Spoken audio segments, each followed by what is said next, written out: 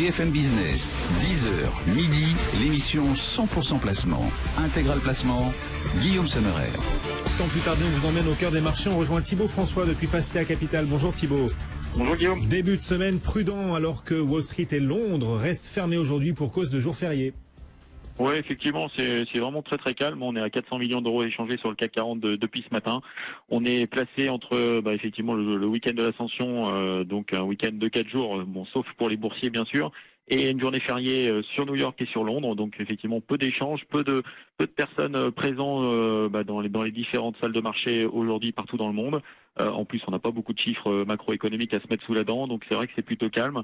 Les publications ont déjà eu lieu, elles ont plutôt été bonnes d'ailleurs. On a juste quelques dividendes à se mettre sous la dent ce matin, avec notamment le Crédit Agricole qui détache son dividende de 0,6 euros.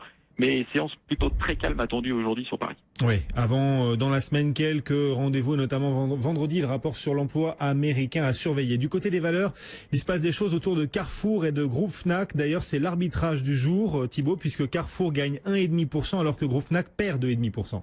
Oui, effectivement, c'est le feuilleton de ce premier semestre 2017 qui va prendre la place de Monsieur Plassat chez Carrefour. Donc ce matin, c'est a priori Monsieur Bompard qui tiendrait la corde. Donc c'est une rumeur qui intervient déjà depuis au moins un mois.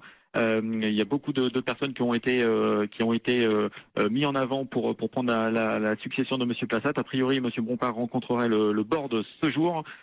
Il aimerait aussi faire venir son DAF Mathieu Malige qui l'accompagne aujourd'hui chez Fnac et avoir carte blanche chez Carrefour. Ça, c'est les seuls points, on va dire, qui sont plutôt difficiles à obtenir du groupe Carrefour. Le groupe Carrefour souhaiterait juste avoir le patron, donc Monsieur Bompard, et garder son board actuel.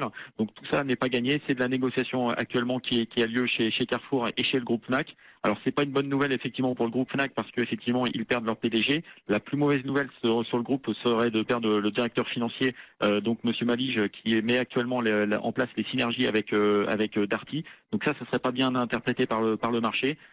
Si seul Monsieur Bompard viendrait chez Carrefour, je pense qu'il faudrait se repositionner sur le dossier groupe Fnac qui est assez faiblement valorisé pour nous aujourd'hui. D'accord, ça c'est pour l'aspect groupe Fnac. Du côté de Carrefour, pourquoi est-ce qu'une arrivée d'Alexandre Bompard serait une si bonne nouvelle que ça? Le titre Carrefour qui accélère, plus 1,5. Disons que Monsieur Bompard a plutôt un track record plutôt intéressant. C'est vrai qu'il a redressé Fnac. Il a fait l'acquisition de Darty. Carrefour n'est pas dans une bonne situation actuellement. Ils perdent des parts de marché. On a des doutes sur le modèle. Et surtout aujourd'hui, on sait que Monsieur Plassat va passer la main. Et donc on a cette incertitude aujourd'hui autour du titre Carrefour parce que on n'a pas de patron aujourd'hui. Donc le fait d'avoir déjà un patron qui arrive à la tête de Carrefour, je pense que ce sera bien interprété par le marché.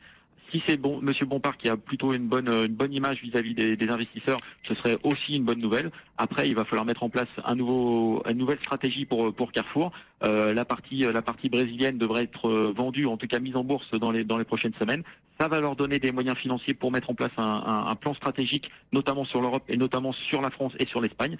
Pour l'instant, l'incertitude du patron risque d'être levée prochainement. Après, il y aura d'autres incertitudes, notamment sur la stratégie adoptée chez Carrefour. Et ce titre Carrefour qui gagne donc 1,5 alors que Groupe Fnac recule de 2,7%. C'est l'arbitrage du jour. On suit aussi les matières premières qui ont connu une semaine dernière difficile. Comment ça se passe en ce lundi matin sur les valeurs liées au pétrole notamment? Écoutez, un rebond, effectivement, un rebond plutôt pour les valeurs matières premières. Effectivement, il y a eu l'accord de l'OPEP la semaine dernière. Ça avait été plutôt anticipé, donc le marché a vendu la nouvelle.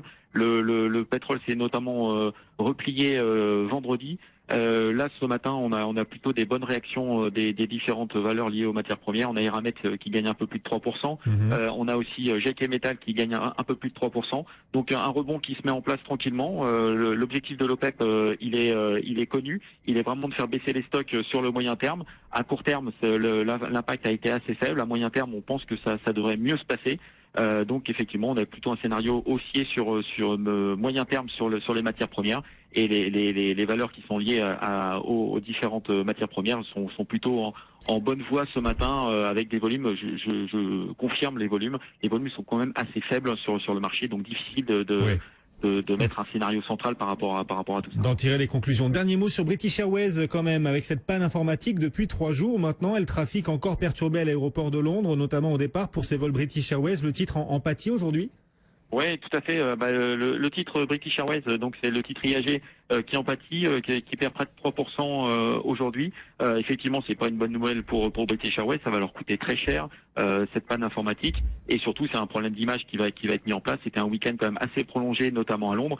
Quand aucun vol part de Londres, des deux gros aéroports pendant tout un week-end, effectivement l'image est quand même écornée pour British Airways qui a quand même une excellente image un petit peu partout dans le monde. Effectivement, le titre en pâtit ce matin avec une baisse de pratiquement 3% sur la bourse britannique. Ce titre en effet parmi les plus forts replis en Europe d'ailleurs aujourd'hui, British Airways à travers IAG. Merci beaucoup d'avoir été en direct avec nous Thibaut François depuis Fastea Capital. Le CAC 40 en léger repli moins 0,19%. 11h08.